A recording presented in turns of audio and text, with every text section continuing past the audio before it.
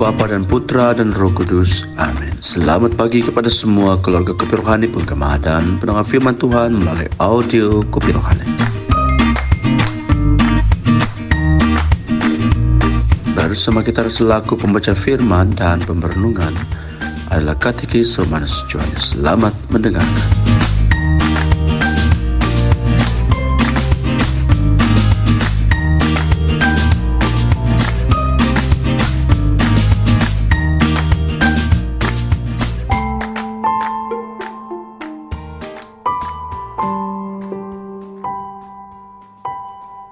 Marilah mempersiapkan diri untuk mendengarkan firman Tuhan.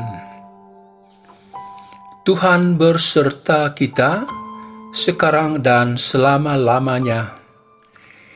Inilah Injil suci menurut Matius. Dimuliakanlah Tuhan. Sekali peristiwa, Yesus mulai mengecam kota-kota yang tidak bertobat. Meskipun di sana ia melakukan paling banyak mukjizat. Ia berkata, "Celakalah engkau, Korazim! Celakalah engkau, Betsaida! Kerana jika di Tirus dan Sidon terjadi mukjizat-mukjizat yang telah kulakukan di tengah-tengahmu, pasti sudah lama mereka bertobat dan berkabung. Tetapi aku berkata kepadamu, pada hari penghakiman, tanggungan Tirus dan Sidon akan lebih ringan daripada tanggunganmu. Dan engkau, Kapernaum, apakah engkau akan dinaikkan sampai ke langit?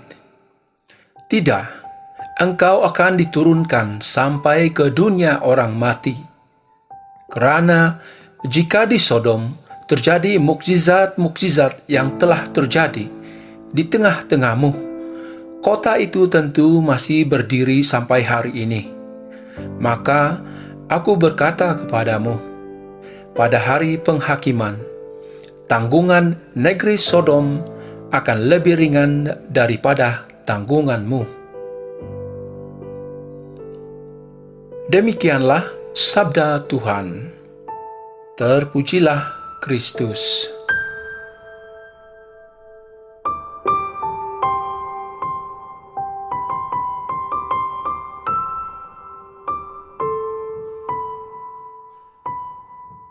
Salam damai dan selamat pagi kepada semua pendengar Kopi Rohani yang dikasihi dalam nama Yesus Kristus. Saudara-saudari, salah satu ciri seorang nabi ialah berani bercakap benar, walaupun tidak diterima oleh orang lain. Nabi menjadi juru bicara untuk mengingatkan tentang kebenaran yang sudah jauh dari bangsa tertentu. Dan yang pasti, tidak semua orang mampu menerima kritikan yang disampaikan oleh para nabi. Ramai nabi akhirnya mati kerana mengkabarkan kebenaran. Hari ini, bacaan Injil memperlihatkan martabat kenabian Yesus. Yesus mengecam dan mengkritik kota-kota yang tidak bertaubat. Bandar-bandar di mana Yesus telah melakukan banyak mukjizat telah dikecam dan dikritik oleh Yesus. Malah kota-kota yang disayangi oleh Yesus sendiri tidak terlepas daripada kecaman dan kritikan. Maksudnya, Yesus tidak tertakluk kepada ikatan hubungan dan kepentingan tertentu. Satu-satunya kepentingannya adalah untuk mewartakan kerajaan Allah. Ternyata, menyaksikan mukjizat dan mendengar ajaran yang hebat tidak secara otomatis mengubah seseorang.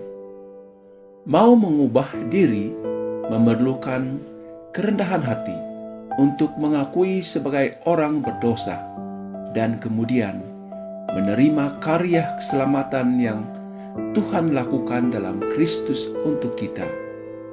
Ini adalah anugerah yang besar Tetapi jika disia-siakan, kita sebenarnya memilih untuk dihukum seperti orang Kapernaum. Penghukuman Tuhan Yesus terhadap mereka yang tidak mau bertaubat merupakan peringatan bagi kita sebagai pengikut Kristus. Kita juga telah menerima banyak nikmat daripada Allah, tetapi sering tidak bersyukur dengan nikmat itu. Kita kurang bersyukur dalam menerima pemberian Tuhan dan kurang menggunakannya untuk melayani Tuhan dan sesama. Selalunya kita masih rasa serba kekurangan, karena apa yang kita ada sekarang bukanlah yang kita inginkan. Kita juga sering membandingkan diri kita dengan orang lain yang nampak lebih bertuah daripada kita. Karena iri hati, kita sering menganggap bahwa orang lain menerima lebih daripada kita. Kecaman Tuhan Yesus terhadap Korazim, Betsaida, dan Kapernaum seharusnya menjadi pengajaran bagi kita. Kita sering bersikap hasad dengki dan tidak menerima segala nikmat dan rahmat yang Allah kurniakan kepada kita. Pepatah ada mengatakan, kebahagiaan bukan karena kita menerima apa yang kita inginkan, tetapi karena kita bersyukur dengan apa yang kita telah terima dan miliki sekarang. Memang tidak mudah menerima kecaman, kritikan, dan nasihat. Kita lebih selesa melakukan kehendak sendiri, mengikut kehendak dan cita rasa pribadi. Ketika orang lain memberi teguran, lebih kerap kita menolaknya, malah membalas dengan mendedahkan kekurangan orang lain pula. Walaupun kita menerimanya, bukan mudah juga untuk menerimanya dengan ikhlas. Kita hidup baik dan benar pun tidak pernah lari dari teguran atau kritikan, apalagi kalau hidup kita ini hanya sambil lewat saja. Semoga kita sentiasa terbuka hati untuk menerima teguran dari orang lain. Kita juga terbuka untuk memberi teguran yang membangun kepada orang lain dengan ikhlas. Risiko penolakan sentiasa ada, tetapi itu tidak menjadi masalah, karena belajar untuk menerima penolakan juga merupakan cara untuk setia menjadi murid Kristus. Marilah kita hindari daripada dihukum karena dengki dan tidak mau percaya. Marilah kita bersyukur dengan segala apa yang kita dapat dari Allah. Atas dasar itulah kita akan menjadi lebih kuat dalam iman kita kepada Tuhan Yesus Kristus. Atas dasar yang sama, kita harus semakin aktif melayani Dia dalam memberitakan dan menyatakan kerajaan Allah di dunia ini. Amin.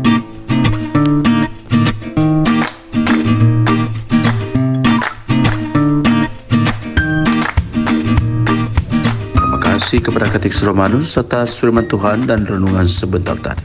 Tuhan memberkati dalam nama Bapa dan Putra dan Roh Kudus. Amin.